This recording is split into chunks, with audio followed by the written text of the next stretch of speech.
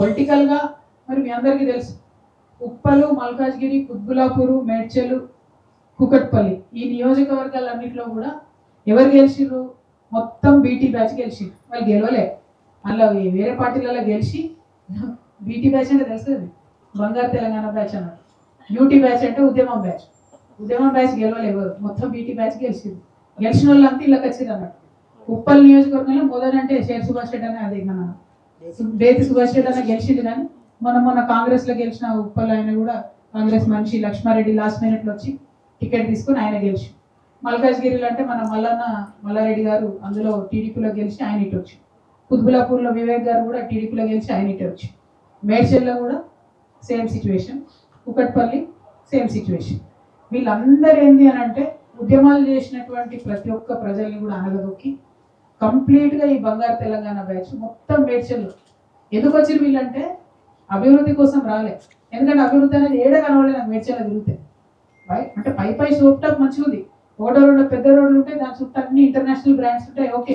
వెనుక చూస్తే మాత్రం గల్లీలల్లా భయంకరమైన పరిస్థితి. ఎందుకు వచ్చింది వీళ్ళు, ఎందుకు వచ్చింది ఈ బీటీ బ్యాచ్? తెలంగాణ డెవలప్ చేయడానికి వచ్చిన వాళ్ళు ఎవరు ఇట్లా ఉండరు. మరి 10 ఏళ్ళల్లో చాలా డెవలప్ చేసి ఉండొచ్చు.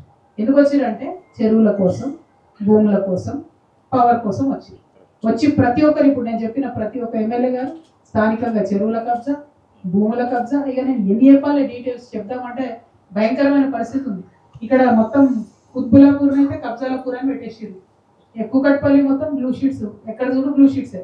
ఏం బ్లూ షీట్స్ ఏందో అర్థమే కాదు, అన్ని బ్లూ షీట్స్ ఉన్నాయి ఎక్కడ చూస్తాక. కానీ ఇన్ని ప్రైవేట్గా ఇంత డెవలప్ అయిన వీళ్ళు తప్పితే ఎక్కడ ఒక గవర్నమెంట్ హాస్పిటల్ లేదు. ఒక 100 పడకల హాస్పిటల్ ఇంత 32 లక్షల మందికి ఏ ఒక్క నియోజకవర్గంలో లేదు.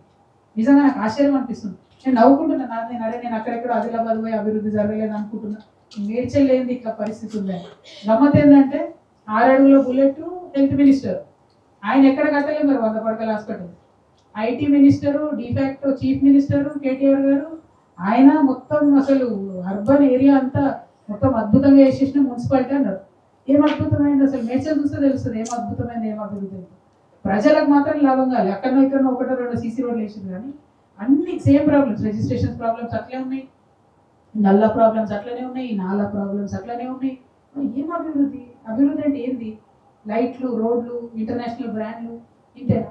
ఇప్పుడు జనంకి ఏమైనా ఏం లేదా? దోమలు బుక్కుతున్నారు నిజంగా. దమ్మాయిగూడలో చూస్తేనైతే జనాలు ఘోరమైన పరిస్థితి ఉంది. ఈ ఇద్దరు కూడా మొత్తం చాలా చాలా డెవలప్ చేసినామని చెప్పుకునే బీఆర్ఎస్లో కూడా మేడ్చల్ అయితే అభివృద్ధి కాలేదు. కాంగ్రెస్ వచ్చినాక ఇక పెనంలోకి వెళ్ళి పొయ్యిలో పడ్డ పరిస్థితి అయింది.